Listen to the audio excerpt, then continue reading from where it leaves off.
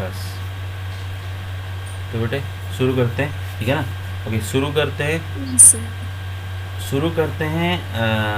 Angle between जो two lines था, वहाँ पर जो आगे प्लस और माइनस देते हैं, वो क्यों देते हैं वो खाली देख लेते हैं, है ना। समझा दिया था उस दिन, लेकिन मैं भी आप लोग पूरा कॉन्सेप्ट क्लियर नहीं हुआ है उसका, तो मैं खाली बता देता हूँ, ठीक है ना। देखो बेटे, पहले तो ये स्टेटमेंट का मतलब आप समझ लो। पहले तो एक स्टेटमेंट का मतलब समझ लो।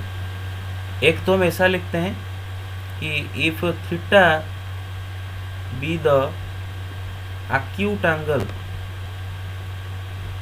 between L1 and L2, L1 L2 अगर नॉन परपेंडिकुलर है, अगर वो दो एक दूसरे के साथ परपेंडिकुलर नहीं है ना, और इंटरसेक्ट कर रहे हैं, तो उन दोनों के बीच दो एंगल क्रिएट होता है, एक एक्यूट एंगल क्रिएट होता है, एक ऑब्ट्यूस एंगल क्रिएट होता है, राइट। तो अगर थीटा उनमें से एक्यूट एंगल है, अगर थीटा उनमें से एक्यूट एंगल है, तो टैन थीटा का वैल्यू क्या निकलता है ना, m1 minus m2 by 1 plus m1 into m2 का मॉड, राइट।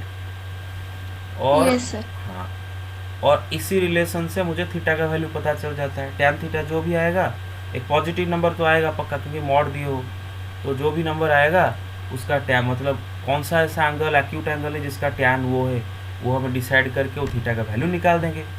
तो थीटा मिल गया, मतलब एक्यूट एंगल मिल गया, तो ऑब्ट्यूस एंगल कैसे मिलेगा, सिंपली उसको हम बोलते हैं if phi is the obtuse angle, phi is the obtuse angle between them, then phi का वैल्यू कैसे निकालेंगे, सिंपली 180 से थीटा को सब्ट्रैक्ट कर देंगे, यही तरीका है, राइट। अच्छा, Yes, sir. Okay okay. अब सेम चीज को मैं दूसरे तरीके से लिखता हूँ। देखो बेटा, देखो यहाँ पर हमने थीटा को एक्यूट एंगल मान रखे हैं, मतलब ये समझ रखे हैं कि theta is acute and phi is obtuse between them, मतलब हम स्पेसिफाई कर दिए कुछ दो एंगल क्रिएट होंगे, एक एक्यूट एंगल क्रिएट होगा, एक ऑब्ट्यूस एंगल क्रिएट होगा। हम स्पेसिफाई कर दिए कि acute angle is theta and obtuse angle is phi.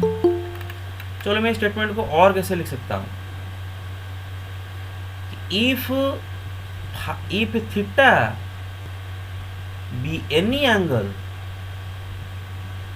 Any angle मतलब एक्यूट भी हो सकता है या फिर ऑब्ट्यूस हो सकता है। Theta be any angle acute और ऑब्ट्यूस,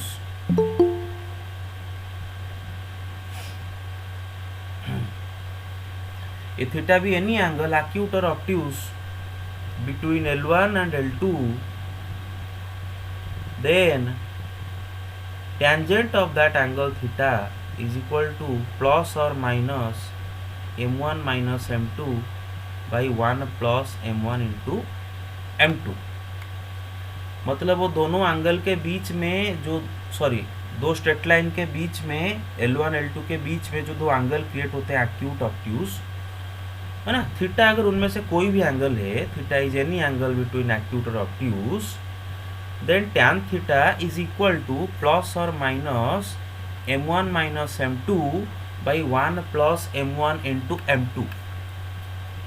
अच्छा, इसका क्या मतलब होता है, मतलब tan theta is equal to m1 minus m2 by 1 plus m1 into m2, और tan theta is equal to minus m1 minus m2 by 1 plus m1 into m2, correct. अच्छा, तो इसका क्या मतलब होता है, देखो बेटे, थीटा एक्यूट भी हो सकता है, ऑब्ट्यूस भी हो सकता है।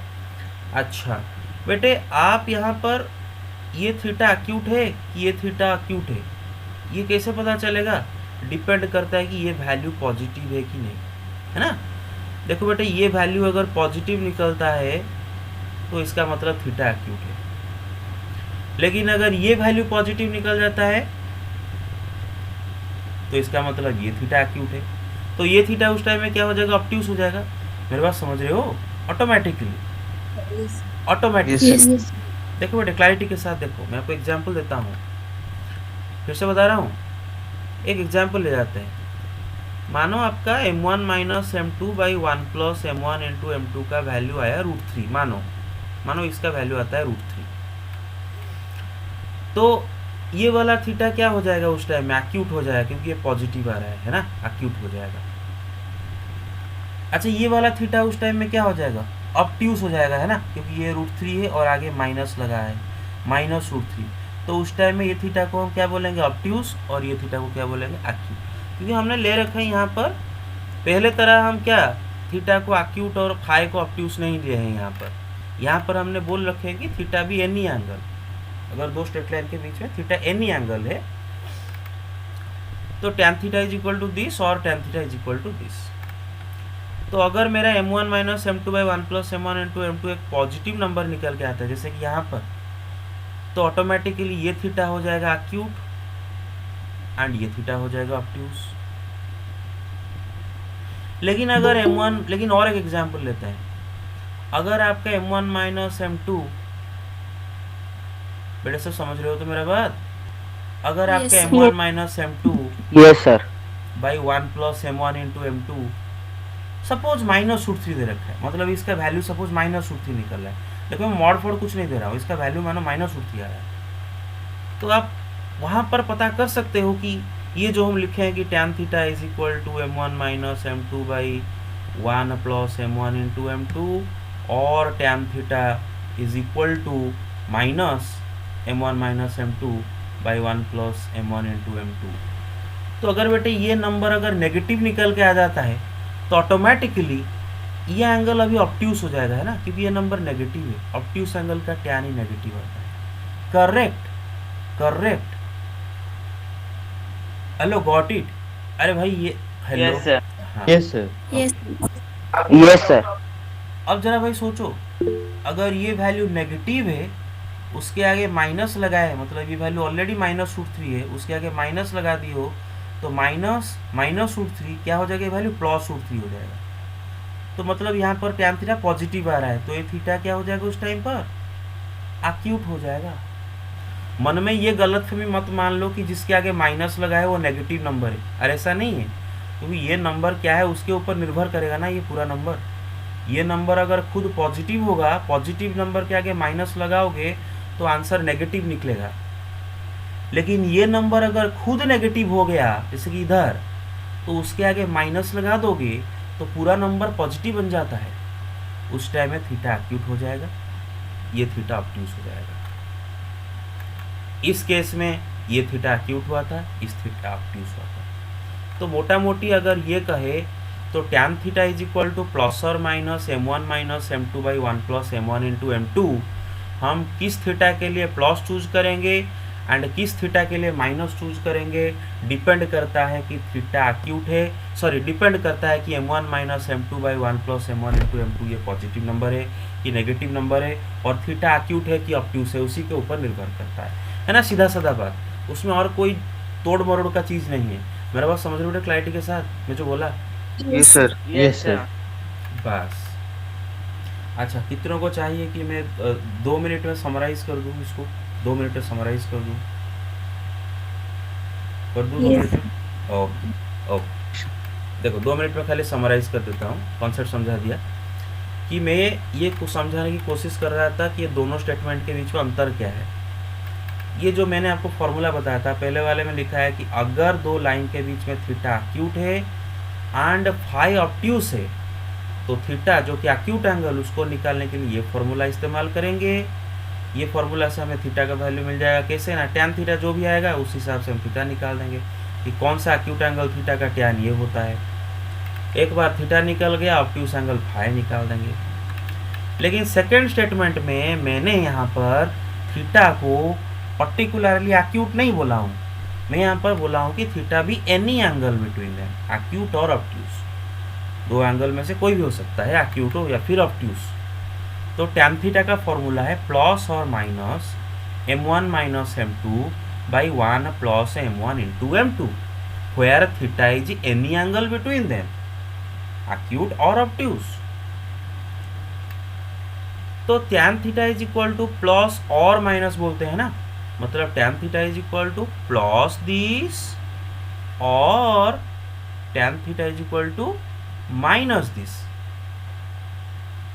तो बेटा जाहिर सी बात है कि ये जो दो थीटा लिखे हैं उनमें से एक थीटा एक्यूट होगा, क्योंकि हम बोल रहे हैं ना theta be any angle between them, तो पक्का इनमें से एक थीटा एक्यूट होने वाला है, दूसरा थीटा ऑब्ट्यूस होने वाला है। लेकिन वो कैसे पता चलेगा इनमें से कौन सा थीटा एक्यूट है, कौन सा थीटा ऑब्ट्यूस है? बच्चों को लगता है कि सर इसके आगे माइनस लगा है तो ये थीटा ऑब्ट्यूस हो जाएगा क्योंकि ये नेगेटिव नंबर है, और इसके आगे प्लस लगा है तो ये थीटा एक्यूट हो जाएगा क्योंकि ये पॉजिटिव नंबर है। बेटे बिल्कुल गलत है, क्योंकि ये नंबर खुद क्या है जब तक आपको पता नहीं है, आगे ये प्लस माइनस का कोई फर्क नहीं पड़ता।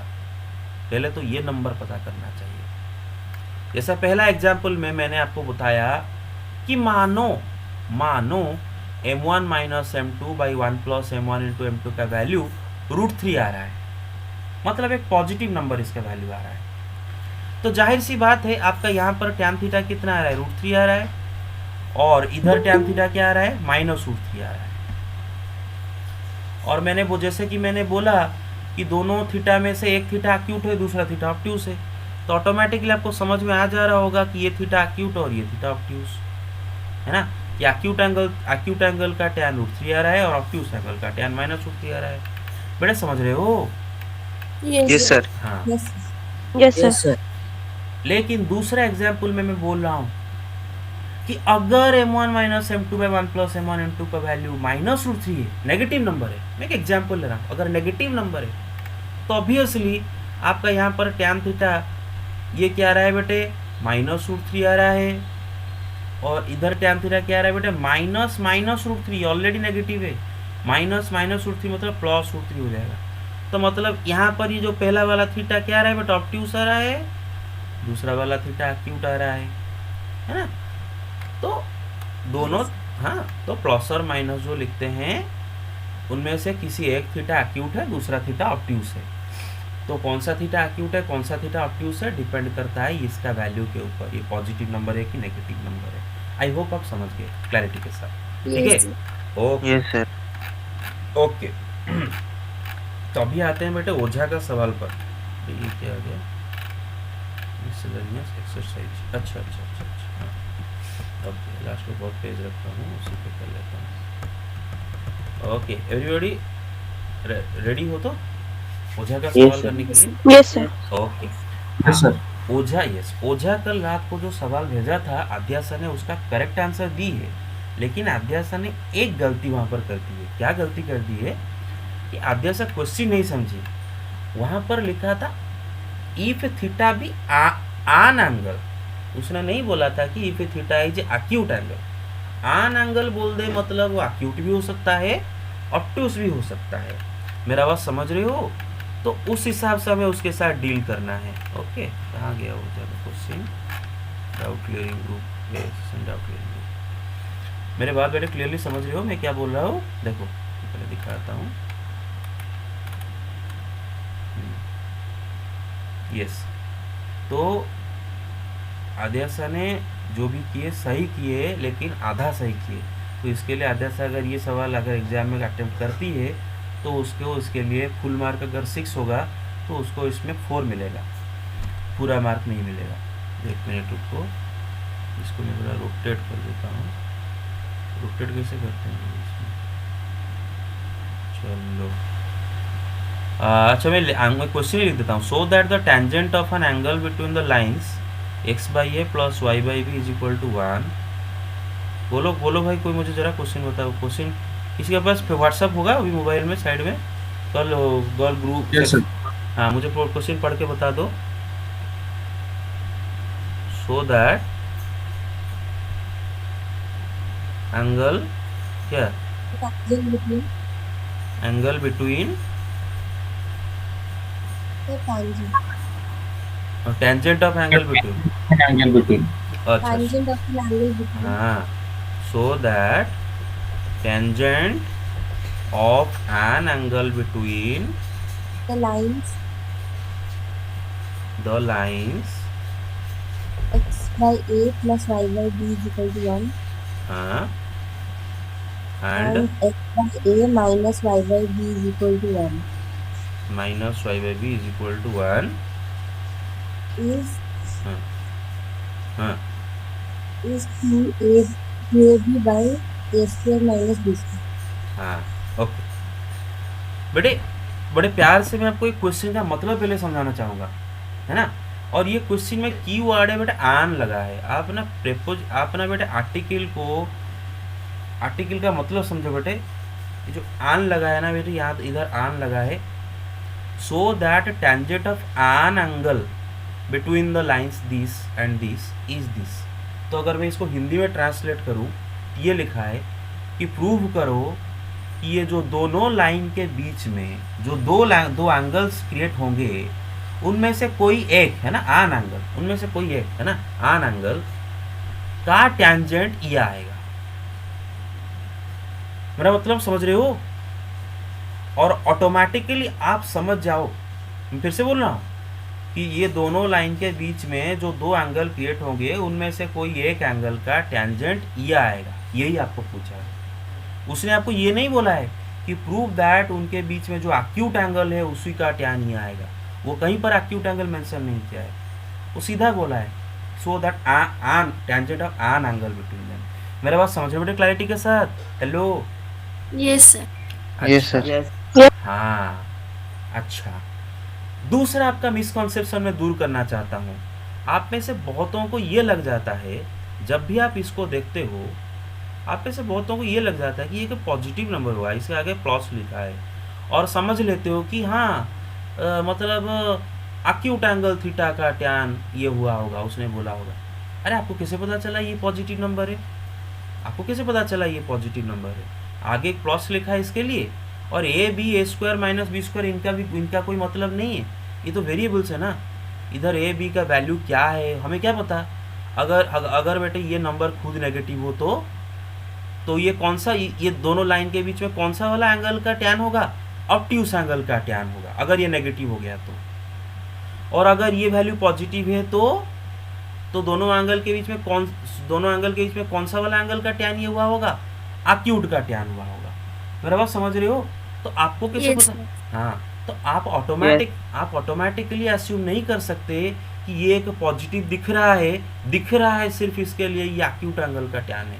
नहीं, ये नेगेटिव भी हो सकता है number. It is a variable, it is involve variables. तो बस, तो हमें ये दिखाना है कि दोनों लाइन के बीच में जो दो एंगल है, उनमें से कोई एक एंगल का टैन ये है। चलो दिखा लेते हैं। तो बेटे ये दोनों स्ट्रेट लाइन को ना मैं पहले स्टैंडर्ड फॉर्म में लिख लेता हूँ, ताकि मुझे दोनों का स्लोप निकालने में आसानी हो। कल ही मैंने लिखा था, एक्चुअली कुछ आप ऐसे भी निकाल सकते हो, आप खुद कर सकते हो। थोड़ा आसान करने के लिए मैं ये लाइन को बेटे नीचे ए बी एलसीएम ले जाता हूँ, तो क्या हो जाता है बेटा बी एक्स प्लस ए वाई, और ए बी क्रॉस करके 1 के साथ मल्टीप्लाई कर दिया, इस साइड में आके ए बी हो गया। फिर माइनस अगर ले आया लेफ्ट को, minus a b is equal to 0। I hope you get it right. L2 yes sir. L2 अगर इसको मैं अगर उसी तरह नीचे एलसीएम ले जाऊं ए बी, तो ये हो जाएगा बेटे बी एक्स माइनस ए वाई, और ए बी ये जो एलसीएम ए बी क्रॉस हो जाएगा 1 के साथ, प्लस ए बी इस साइड में आ जाएगा। फिर जब लेफ्ट को ले जाओगे minus a b is equal to 0। अच्छा, दो लाइन के बीच में जब एंगल का बात आता है, एंगल निकालने का बात आता है, हमें चाहिए क्या? दोनों के बीच में स्लोप चाहिए। क्या चाहिए? दोनों का स्लोप चाहिए। दोनों का स्लोप चाहिए, इंडिविजुअली दोनों का स्लोप। अच्छा, तो पहला लाइन का स्लोप मानो मैं m1 लिखता हूँ। देखो मैंने आपको जैसे कल आंसर लिख के दिया हूँ, अरे ये मैं खाली सेक्शन ए का डाउट क्लियरिंग ग्रुप में आंसर दे देता, मैं सबको फॉरवर्ड कर दूंगा वही आंसर। तो आपको लिखना होगा बेटा, ऐसे मेंशन करना होगा कि let m1 is equal to slope of L1। ऐसा नहीं लिखोगे कि direct m1 is equal to इसका स्लोप, नहीं, आपको लिखना पड़ेगा कि let slope of L1 is equal to m1 is equal to this. तो बेटा देखो, यहाँ पर मैं थोड़ी देर रुकना चाहता हूँ, क्योंकि यहाँ पर भी आप एक गलती कर सकते हो एग्जाम में, क्योंकि आप एक फॉर्मूला रट्टा लगाया होगा कि slope is equal to minus a by b. मतलब कोई भी इक्वेशन अगर जनरल फॉर्म में है, स्लोप का फॉर्मूला होता है माइनस ए बाई बी। लेकिन वो minus a by b actually में है क्या? स्टैंडर्ड फॉर्म में जो बेटे जो इक्वेशन में जो लिखा होता है ना, a is the x coefficient and b is the y coefficient, है ना। तो स्लोप का सीधा साधा फॉर्मूला होता है माइनस ए बाई बी, मतलब minus x coefficient divided by y coefficient. मेरा मतलब समझ रहे हो, minus a by b. Yes, sir. तो आप अगर खाली बिना समझे ही फॉर्मूला रटा लगा रहे होगे तो आपको इधर भी ए बी लगेगा और लिख दोगे माइनस ए बाई बी। नहीं नहीं, minus x coefficient by y coefficient, और इधर एक्स कोफिशिएंट क्या है बेटे, बी है, तो minus b by y coefficient. Y coefficient इधर क्या है बेटे, अरे समझ रहे हो ना, इधर capital A is equal to Yes, B sir. और capital B is equal to A. देख रहे हो, X B. Yes. Yes. Yes, sir. बस आगे चलते हैं। उसी तरह इधर m2 क्या होगा ना, minus x intercept by y intercept, मतलब माइनस एक्स इंटरसेप्ट क्या है बेटे, b है, बाई वाई इंटरसेप्ट इधर क्या है, माइनस है ना, कट गया या b बाई ए। अच्छा, तो ये दोनों लाइन का स्लोप आ रहा है, एक का स्लोप आ रहा है माइनस बी बाई ए, दूसरे का स्लोप आ रहा है बी बाई ए। इधर भी मैं बेटा रुकना चाहूँगा, मन में बिल्कुल ये गलत फहमी मत पाल लेना कि m1 का स्लोप m1 इज नेगेटिव है, बिल्कुल मन में मत लाना, क्योंकि b बाई ए तो दो वेरिएबल है, b बाई ए पॉजिटिव है कि नेगेटिव है पता नहीं, minus b by a positive है कि नेगेटिव है अभी तक हमें पता नहीं, क्योंकि b बाई ए का वैल्यू पता नहीं। उसी तरह b बाई ए को पॉजिटिव नंबर मत समझ लेना, आगे प्लस लिखा है इसीलिए, ये नंबर पॉजिटिव भी हो सकता है नेगेटिव हो सकता है। आई hope you get it right. So Yes, sir. Yes, sir. तो बेटे मैं दूसरा स्टेटमेंट लिखता हूँ, जो दूसरा वाला स्टेटमेंट वहाँ पर लिखा था कि if theta be any angle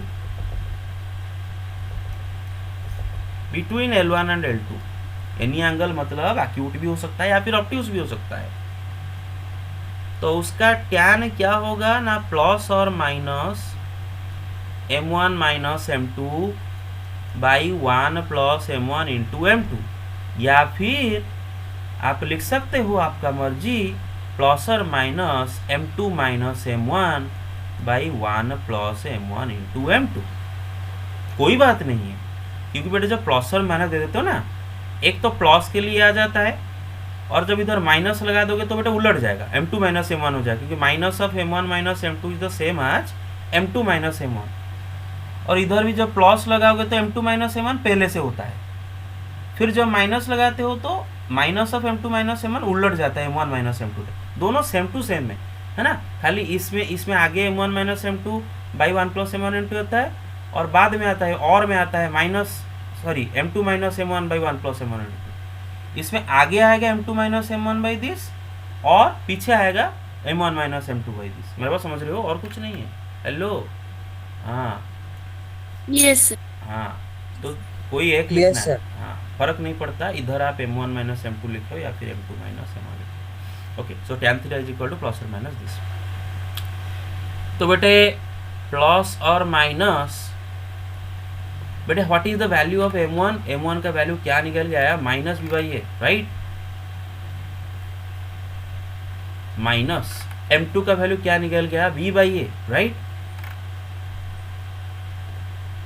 Yes. Whole divide by 1 plus, Yes.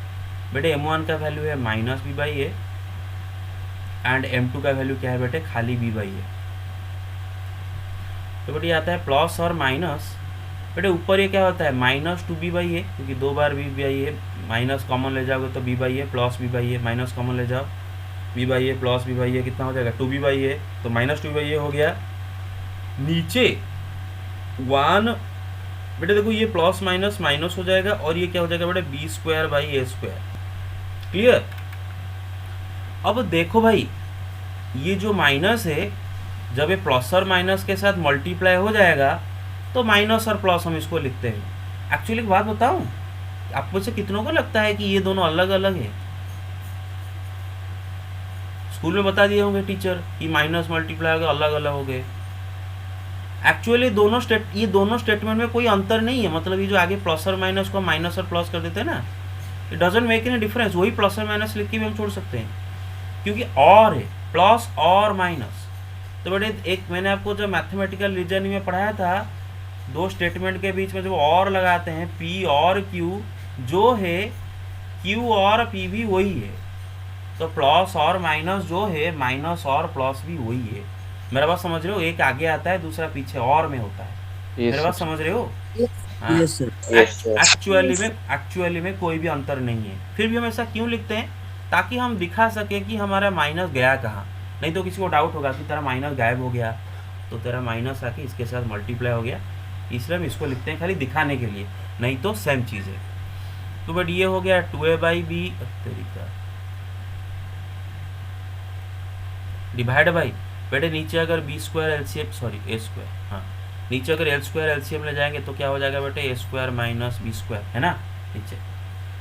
तो बेटे माइनस और प्लस, बेटे फ्रैक्शन डिवीजन 2a/b इनटू, अरे सॉरी मैं उल्टा लिख दिया क्या कुछ, 2b by a. O 2b/a को मैं 2a/b लिख दिया, अच्छा सॉरी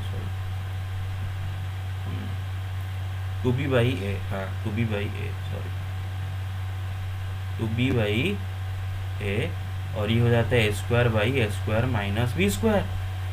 अभी ए कट गया तो आया माइनस और plus 2b/a square minus B square. तो बेटे देखो बड़े प्यार से समझा, हाँ तो 2ab sir. ओह और एक ए Yes, इधर sir. है, हाँ हाँ सॉरी और एक ए इधर है, सॉरी और एक ए इधर, सॉरी सॉरी दिखा दीजिए। तो आपका जो टैन थीटा का वैल्यू क्या निकल के आता है बेटे, माइनस और plus 2ab/a square minus B square. जाहिर सी बात है, दो एंगल है, एक्यूट है ऑब्ट्यूस है, तो दो आएंगे। मैं भी एक्यूट वाले के लिए प्लस, ऑब्ट्यूस वाले के लिए माइनस आएगा, या फिर एक्यूट वाले के लिए माइनस, ऑब्ट्यूस वाले के लिए प्लस चूज करेंगे, क्योंकि अभी बता दिया ये गलत है, मत पाल लेना कि अगर थीटा एक्यूट है मैं इनमें से प्लस चूज करूंगा, अगर थीटा ऑब्ट्यूस है माइनस चूज करूंगा, क्योंकि ये वैल्यू क्या है पता है क्या आप लोगों को? अगर ये वैल्यू खुद नेगेटिव हो गया और आप इसके आगे प्लस चूज कर दियो तो क्या प्लस हो जाएगा? भाई अगर ये खुद नेगेटिव नंबर है और आगे प्लस लगा दो तो भी तो ये नेगेटिव ही रहेगा ना, प्लस माइनस नेगेटिव है ना, तो आप थीटा को कैसे एक्यूट नंबर बोल सकते हो? हाँ, तो प्लस माइनस चूज करेंगे थीटा को देख के नहीं, इसको देख के, इसका वैल्यू नेगेटिव है कि पॉजिटिव है उस हिसाब से माइनस और प्लस देंगे, और थीटा एक्यूट है कि ऑब्ट्यूस हम बोलेंगे। तो इसका मतलब टैन थीटा क्या आ रहा है बेटे, आइदर प्लस लगा के 2ab/a square minus B square आ रहा है, और माइनस लगा के 2ab/a square minus B square आ रहा है। तो अगर ये वैल्यू, हाँ तो मतलब इसको ऐसे में लिख देता हूँ आपको समझने के लिए कि tan theta is equal to this और tan theta is equal to this, जानबूझकर ऐसे लिख रहा हूँ समझ आने के लिए।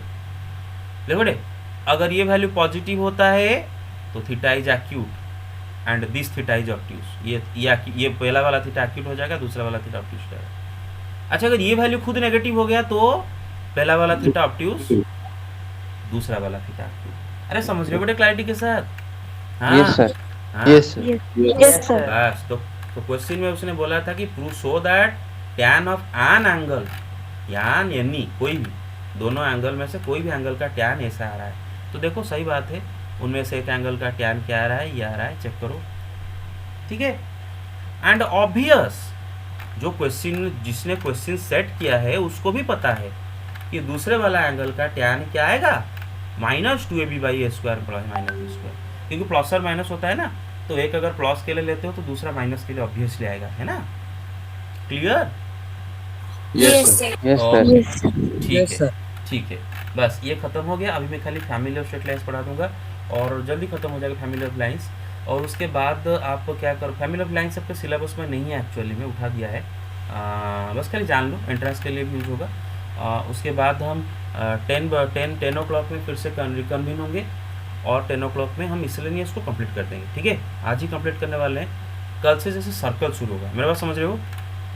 Okay. Sir, Yes. there is a class today. Is there any? No.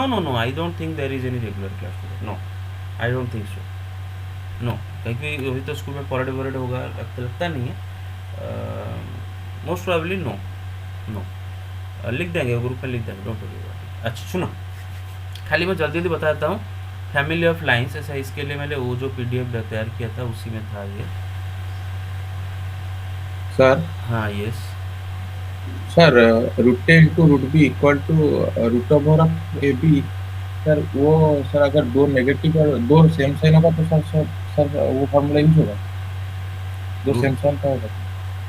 Root over of a into root over of b is equal to root over of a b तब यूज होगा अगर ए बी में से at least कोई एक non negative हो, at least कोई एक नॉन नेगेटिव हो। अगर दोनों के दोनों नेगेटिव हैं, मतलब जैसे कि root over of -2 into root over of -3 that is not equal to root over of -2 into -3, वहाँ पर नहीं होगा। जब दोनों के दोनों नेगेटिव हो तब ऐसा नहीं करेंगे। उस टाइम में फॉर्मूला क्या हो जाएगा, उसके आगे के माइनस खाली मल्टीप्लाई कर दो। मेरा बात समझ रहे हो? हेलो, याद आया? Yes, sir. हाँ, Yes, sir. Yes.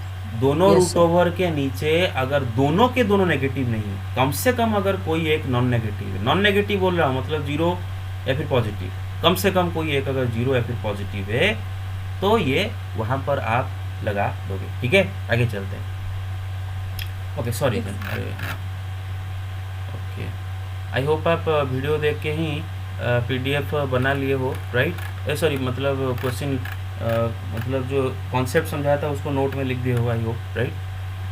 अच्छा, Yes, sir. हाँ, family of straight lines parallel to a line ax plus b y plus c is equal to 0। बहुत जल्दी समझाता हूँ, इस पर ज़्यादा कुछ एक्सप्लेन करने का नहीं है, इजी चीज़ है। बड़े देखो, मानो हमारे पास स्ट्रेट लाइन है, ठीक है ना? इसको थोड़ा जूम इन कर लेते हैं। हाँ, मानो मेरे पास ऐसे करके एक स्ट्रेट लाइन है और मानो उसका इक्वेशन है ax plus b y plus c is equal to 0। ये स्ट्रेट लाइन है, इसका इक्वेशन है ax plus b y plus c is equal to 0। अब बेटे आप मुझे बताओ, ये पर्टिकुलर स्ट्रेट लाइन के साथ कितने स्ट्रेट लाइन पैरेलल हो सकते हैं? How many straight lines can be imagined which are parallel to this straight line? Yes, x y plane में कितने स्ट्रेट लाइन इमेजिन कर सकते हो इसके साथ पैरेलल है? अरे इनफाइनाइट, राइट? Infinite. अरे इतना क्या सोच रहे हो? Infinite lines can be conceived which are parallel to this line, right? भाई ये इनके बीच में ये सब पैरेलल है इसके साथ, ये सब एक पैरेलल है इसके साथ, बस। अरे समझ रहे हो सब? Yes, sir. हाँ, Yes. Yes, sir. Yes, sir. बस। और ये हमारा लाइन एल है। तो बेटा मेरा लाइन एल, मेरा पर्टिकुलर लाइन एल के साथ there are infinite lines parallel to this, और ये जो infinite lines which are parallel to my line L, ये एक साथ एक फैमिली करते हैं। क्या करते हैं? फैमिली। और हम उनको बोलते हैं family of straight lines parallel to a line ax plus b y plus c is equal to 0। सीधा सा बात है, जैसे आप लोग घर के मेंबर लोग मिल के एक फैमिली बनाते हो, बिल्कुल उसी तरह ये स्ट्रेट लाइन के साथ पैरेलल होते हुए जो इनफाइनाइट स्ट्रेट लाइन से ये सब मिलके एक फैमिली बनाते हैं, और हम उनको क्या बोलते हैं? Family of straight lines parallel to this, है ना? इसी के साथ पैरेलल हुआ फैमिली ऑफ स्ट्रेट लाइन, ये सब एक फैमिली का मेंबर है, ये सब एक फैमिली का मेंबर है। मेरे बात समझ रहे हो? और फैमिली क्या है? Yes, sir. Family of straight lines parallel to this. Family of straight line. अच्छा, अब देखो बेटा, family of straight lines parallel to this का एक जनरल इक्वेशन है। क्लियरली सुनो बेटे, general equation of family of straight lines parallel to x plus by plus c is equal to 0 is ax plus by plus some arbitrary constant lambda, और lambda लिखूँ या फिर के लिखूँ? कोई कोई बुक में के लिखा होता है, कोई कोई बुक में लैम्बडा लिखा होता है। मुझे लैम्बडा थोड़ा ज़्यादा पसंद है लिखना, इसलिए मैं लैम्बडा लिख रहा हूँ, ठीक है ना? और कोई कारण नहीं है। लैम्बडा एक ग्रीक लेटर है, आप उसको जैसे कांस्टेंट के तरह पर किधर भी यूज़ कर सकते हो। Is equal to 0 where lambda is an arbitrary constant, या फिर real number. lambda is an arbitrary real number. फिर मैं समझाता हूँ आपको, लैम्बडा के बारे में समझाता हूँ। हाँ, फिर लिख भी देता हूँ यहाँ पर, for different values of lambda we get different lines parallel to ax plus by plus c is equal to 0। क्या इसका मतलब है बेटे? देखो अगर हमारे वाला लाइन का equation ax plus b y plus c is equal to 0 है, तो उसके साथ जो इन्फानाइट लाइंस पैरेलल होंगे उनका फैमिली का एक जनरल इक्वेशन है सीधा ax plus b y plus lambda is equal to 0 where lambda is an arbitrary constant.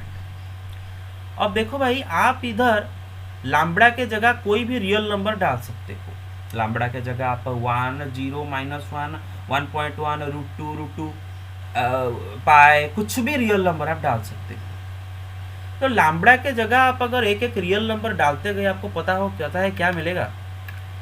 ये जो स्ट्रेट लाइन के साथ जितने लाइन सब पैरेलल है ना बेटे, सबका इक्वेशन वही है ax plus b y plus some constant. इधर आप लैम्बडा के जगह एक एक कांस्टेंट डालते जाओ, आपको इनमें से एक एक लाइन मिलते जाएंगे सब इसके साथ जो पैरेलल है।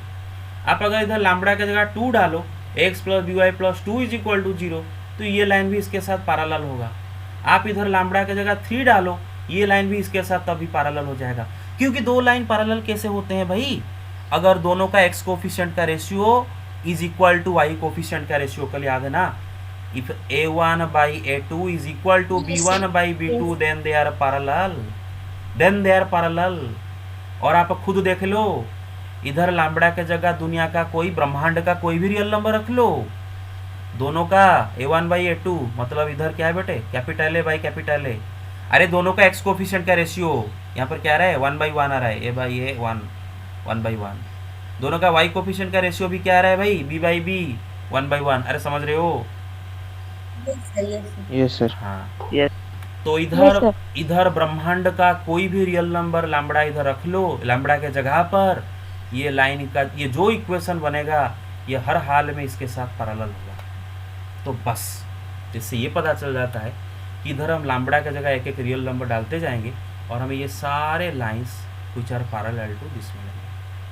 अच्छा, एक एग्जाम्पल ले जाते हैं और मैं एग्जाम्पल में एक चीज़ आपको समझाऊंगा। नहीं, इधर ही आपको मैं इसको समझाता हूँ। और एक चीज़ बेटा, आप में से कोई मेरे साथ ये भी आर्ग्यू कर सकते हो, सही बात है, आउट ऑफ क्यूरियोसिटी आप ये आर्ग्यूमेंट भी कर सकते हो कि सर अगर आपका लाइन का इक्वेशन है ax plus b y plus c is equal to 0 और आप बोल रहे हो कि इसके साथ जितने भी लाइन पैरेलल हैं सबका equation ax plus b y plus some constant is equal to 0, मतलब जितने भी लाइन इसके साथ पैरेलल है, तो सर ये क्या गलत होगा?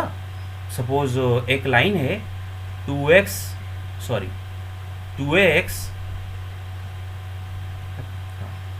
एक लाइन है 2x plus 2by plus 5 is equal to 0, तो क्या से आती सर? क्या ये इसका साथ पैरेलल नहीं होगा? हाँ होगा ना, पक्का होगा, क्योंकि दोनों का x कोफिशिएंट का रेशियो इधर क्या रहा है? 2a बाई ए, और दोनों का y कोफिशिएंट का रेशियो क्या रहा है? 2b बाई बी, दोनों इक्वल है, चेक कर लो। x कोफिशिएंट का ratio is equal to y coefficient का रेशियो आ रहा है, मतलब दे आर पैरेलल और नॉट, राइट? Yes sir. लेकिन सर आप तो बोले थे कि इसके साथ जितने भी लाइन पैरेलल है सबका equation ax plus b y plus some constant है। इधर तो मेरा, अरे बुद्धू दोनों साइड में 2 डिवाइड कर लो।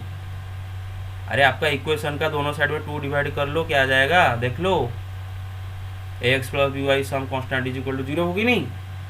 अरे आपका equation Yes,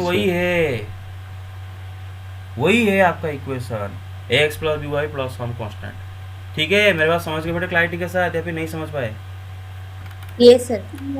yes sir. Very good. तो इससे ये पता चल गया कि मेरे लाइन के साथ, अच्छा इसका कैसे इस्तेमाल करेंगे वो भी सीखना होगा ना, या खाली ऐसे चलेगा? इस्तेमाल भी सिखा दूंगा, right? Yes sir. Yes sir. Okay, तो इस्तेमाल आपके एनसीईआरटी के ही एक क्वेश्चन में दिखा देता हूँ जो कि मतलब इस कॉन्सेप्ट को लगा के आप कर सकते हो, फैमिली ऑफ स्ट्रेट लाइन्स का कॉन्सेप्ट लगा के। किधर गया? और वो एक्चुअली में थोड़ा क्विकर मेथड है। किधर गया? 1.3 ना, हाँ यस, हाँ ये वाला देखो, इसको मैं इधर ही कर लेता हूँ, इधर ही कर लेता हूँ। उसने बोला है कि find the equation of the line parallel to this. अच्छा बेटे मुझे क्या काइंडली मुझे इक्वेशन याद करके बोल दोगे जरा, मैं लिखूंगा PDF में। 3x minus 4y plus 2 is equal to 0। 3x minus 4y plus 2 is equal to 0। हाँ, और क्या बोला है, जो पॉइंट दिया है वो क्या दिया है, सॉरी इसमें है, और पॉइंट क्या रखा है बेटा, -2,3। हाँ, -2,3 इधर लिखा था, इसमें लिखा था। हाँ, अरे हे सॉरी, ये वाला पेज में लिख दिया क्या, वो तो वो वाला पेज में लिखना चाहता ना जिसमें समझा रहा था family of lines. Sorry sorry sorry sorry. हाँ, क्या इक्वेशन फिर से बोलो। Sir 3x minus 4y plus 2 equal to 0। हाँ ओके, एंड और क्या वो क्या था, -2,3। ओके देख लो, सुनो, हाँ सवाल में समझा देता हूँ, सवाल पूरा हिंदी में समझाता हूँ।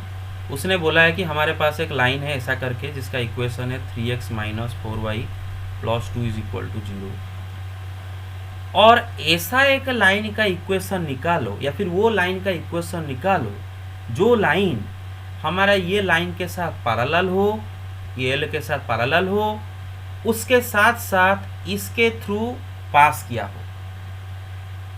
सही बात है, आपको अगर कोई पूछेगा ना find the equation of line parallel to this, वो तो पागल होगा, क्योंकि भाई इसके साथ तो इन्फाइनाइट लाइंस पैरेलल होंगे, तू कौन सा लाइन का इक्वेशन पूछ रहा है, इन्फाइनाइट लाइन पैरेलल होगी इसके साथ, तो कौन सा लाइन का इक्वेशन पूछ रहा है। हाँ, वहाँ पर बोल रहा है कि इसके साथ पैरेलल होने के साथ साथ वो लाइन इस पॉइंट के थ्रू पास कर रहा होगा। अभी कोई दो पैरेलल लाइन तो सेम पॉइंट के थ्रू पास नहीं करेंगे ना, मेरा बात समझ रहे हो। ये सारे के सारे लाइन में कोई भी पॉइंट कॉमन नहीं है, they are parallel to each other, है ना। तो इनमें से कोई पर्टिकुलर एक लाइन ही इसी के थ्रू पास कर रहा होगा, मेरा बात समझ रहे हो, और उसी का इक्वेशन मुझे निकालना है। अरे बेटे clear, hello, yes sir, yes sir, yes sir, बस। और हमें पता है अगर लाइन का इक्वेशन ये है और इसके साथ जितने भी लाइंस पैरेलल है, जितने भी लाइंस पैरेलल है, सबका उनका इक्वेशन स्लोप सुनो, ये स्लोप तो इक्वल होगा, छोड़ो उसको, लेकिन मैं फैमिली ऑफ स्ट्रेट लाइन की तरह कर रहा हूँ अभी जो पढ़ाया मैंने, कि इनके साथ इस लाइन के साथ जितने भी लाइन पैरेलल होंगे सबका इक्वेशन को हम इस फॉर्म में लिख सकते हैं, 3x minus 4y plus some arbitrary constant lambda is equal to 0। इधर लैम्बडा के जगह डिफरेंट रियल नंबर रखो तो आपको अलग अलग स्ट्रेट लाइन मिलते जाएंगे जो कि इसी के साथ पैरेलल होंगे। ax plus b y plus c is equal to 0 अगर लाइन का इक्वेशन है तो उसके साथ अगर कोई भी लाइन पैरेलल है तो उसका इक्वेशन हमको कैसे लिख सकते हैं, ax plus b y plus lambda is equal to 0। जो जैसा है सब रख दोगे, खाली कांस्टेंट का जगह लैम्बडा को रिप्लेस कर दोगे। मेरा बात समझ रहे हो, क्लियर? यस सर, यस बस। तो इसका क्या मतलब हुआ कि लैम्बडा का वैल्यू अगर कुछ है तो उस हिसाब से कोई इनमें से कोई एक स्ट्रेट लाइन होगा, लैम्बडा का वैल्यू अगर कुछ और है तो उस हिसाब से कोई और एक स्ट्रेट लाइन होगा। तो बेटा मानो इनमें से हमारा वाला लाइन जो हम निकालना चाह रहे हैं जो कि एल के साथ पैरेलल है और उसके साथ साथ इसी के थ्रू पास कर रहा है, मानो उसका इक्वेशन है 3x minus 4y plus lambda is equal to 0, मानो उसका इक्वेशन है। तो हम लैम्बडा का वैल्यू निकालने की कोशिश करेंगे, क्योंकि जब तक लैम्बडा का वैल्यू पता नहीं है तो इस इक्वेशन ये लाइन इसी पॉइंट के थ्रू पास कर रहा है -2,3 के थ्रू, तो -2,3 इसको सेटिस्फाई करेगा। तो इसमें -2,3 x का जगह -2y का जगह 3 डालोगे तो लैम्बडा का वैल्यू मिल जाएगा कि नहीं मिलेगा, बताओ। अरे मिल गया कि नहीं मिल गया? Yes yes sir, yes sir, एक बार आपको लैम्बडा मिल गया, इक्वेशन अभी फिर से लिख दोगे, equation of the line is 3x minus 4y plus जो भी लैम्बडा का वैल्यू मिला है। Clear? Yes sir, very good. अच्छा, और एक खाली प्रैक्टिस करने के लिए और एक खाली लास्ट को क्वेश्चन लिख देता हूँ, फिर 10 बजे मैं परपेंडिकुलर पढ़ा दूंगा।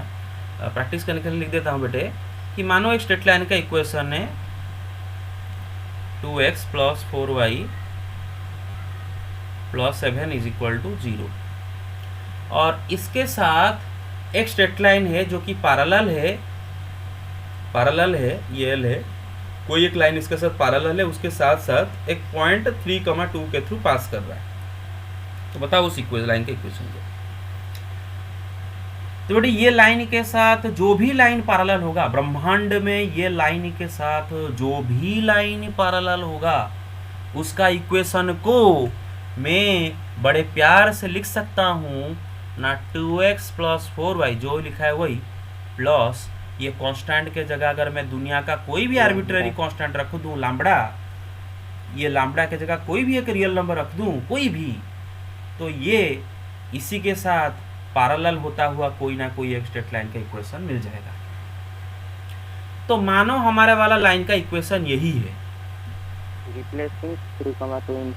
यस, मानो हमारा वाला लाइन का इक्वेशन यही है और ये इसी पॉइंट के थ्रू पास कर रहा है, तो ये इसको सेटिस्फाई करेगा।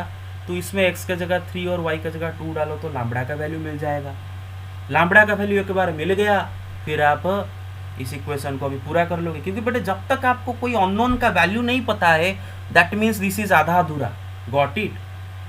ओके, चलो, ओके, आई होप आपको समझ में आया सारी चीजें, कॉन्सेप्ट पूरा क्लैरिटी के साथ समझ में आया। 4K के साथ समझ, 4K के साथ 4K के समझ में आएगी फुल HD के? Yes sir. 4K